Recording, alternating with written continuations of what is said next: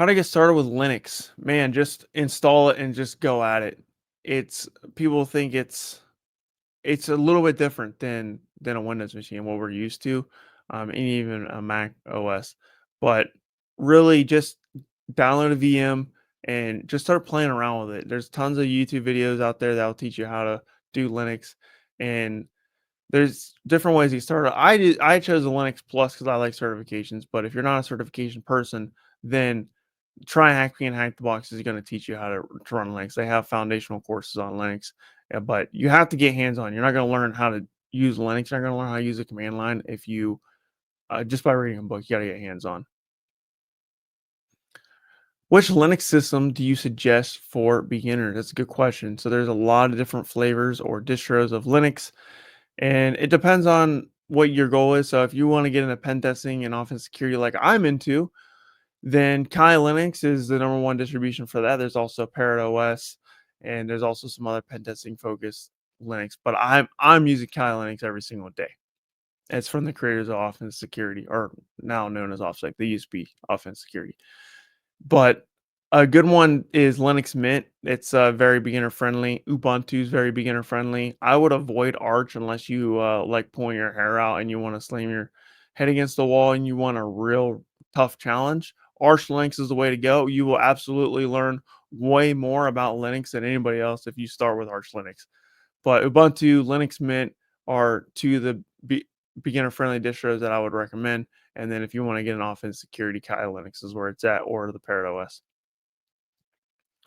How much time per week, day/week, do you devote to professional development? How much at work versus your own? That's a good question. So when I was active duty in the Air Force, I would do my 8, 9 hours a day, and then I would get off of work and I would do 3 to 5 hours every single day, occasionally skipping a day, but very rarely would I skip a day. And that's what it took. I did that for over the course of 5 years, and I was doing my cybersecurity degree on top of the certification. So it took a lot of sacrifice.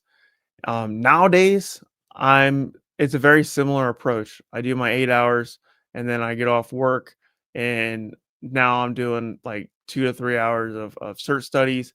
I'm going for my third degree now. I'm going for an MBA now, and I'll spend an hour or two on that. So I'm spending anywhere between 3 to 5 hours after work on studying because that's what's leveled up my career. Now I did have a period, um, the I would say the past few months where I wasn't really working on my professional development for a few reasons. One, burnout. I just wanted to take a break, so I got into playing video games and reconnect with my brother and on video games. And then I bought my first house, so that took a lot of time. And that's okay to take a time out to handle the stuff you have to do in real life.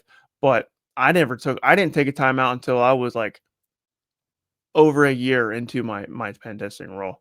So I know people talk about work life balance a lot, and for me personally, I just, I just, I'm a workaholic, so maybe I'm not the best person to ask about like work life balance. But the more you work, the more reward you're gonna get, and that's a fact at the end of the day. What is your go-to or favorite technique on a typical engagement? It honestly it depends from engagement to engagement. Every situation is unique. For web apps, I honestly start looking for cross-site scripting right away. That's my favorite thing to look for some reason because it's still prevalent nowadays, and I like to look for SQL injection, and those are the main two things I'm looking for in web apps. There's all kinds of low vulnerabilities that I'll report that I just happen to catch along the way, but I really like looking for cross-site scripting and SQL injection. Those are my main two vulnerabilities. There's obviously other ones out there, but that's what I start at first. And then once I feel like there's no cross-site scripting, there's no SQL injection, then I start looking for the other things. On the network side of things, you have to do your Active Directory attacks. Active Directory is the heart of any network, or at least I would say the bulk of the vast majority of networks. So Active Directory exploits is where it's at when it comes to internal testing. And then when it comes to external testing, it really is just a lot of reconnaissance and a lot of OSINT.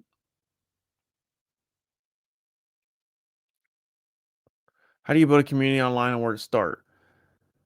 Yeah, just create a profile and just start posting. And that sounds intimidating to a lot of people, and I'm a natural introvert. A lot of people are natural introverts in this field. But like I said earlier, you have to put yourself out there because if no one's going to advocate for you ever, you have to do it yourself. And that's a fact. And if you don't do it yourself, you will be invisible. But how do you do it? Just start posting. And your first content's gonna suck. It's gonna be cringe. But you don't you don't become a master until you are a beginner. You have to literally throw your fear of looking bad in front of people out the window. If you are afraid of looking bad in front of people, then you're never going to build that community online. Um, so it's okay to look bad at first. And some people might laugh, but at the end of the day, people are really too concerned with what they have going on, and they're not gonna see your flaws when you make content or when you post. Um, there's also Discord. There's a lot of Discord communities. I don't really do a whole lot of Discord, but that's another thing. Um, a lot of people will do. I'm a huge believer in LinkedIn because that's where the professionals are. That's where your hiring managers are, and that is where your recruiters are. The hiring manager recruiters, to be honest with you, they're probably not on Discord.